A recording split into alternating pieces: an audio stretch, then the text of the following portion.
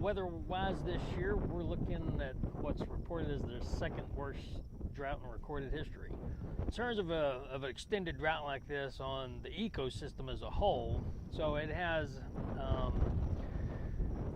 a compound effect on a multitude of species and organisms and habitat types because the way it's all chained and linked together. So you don't get moisture, you don't get vegetation growth, you don't get insects, you don't get seed production, you don't get the animals that feed on those species don't have the nutrition that they need. They're not as reproductive. The predators that rely on those species therefore have a lack of food. So there's a domino effect that goes out in however many more branches than you could probably actually keep count of. If it's something like quail, they're very resilient as long as they have that nesting cover that they need. They build their nest in grass that was grown the previous year.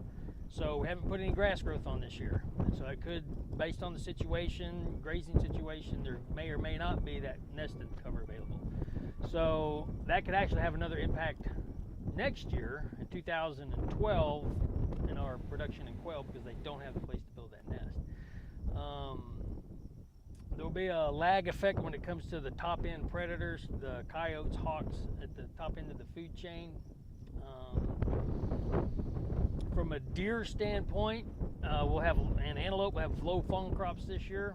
That'll have an impact on our hunters in 4 to 5, 6 years as those bucks reach maturity. When they peak in antler growth, we'll notice a gap in that age class. So it goes several years in several directions.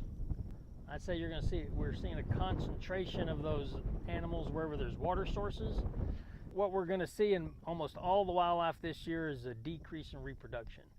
And that'll be true for our fawn crops and deer and antelope. It's true for our quail chicks, turkey poults. So if it's true for all those, then you have to start thinking, well, how many species are there out there? Hundreds of species of all types of mammals, small mammals, birds, and all they're going to be affected and whose reproductive numbers will be down.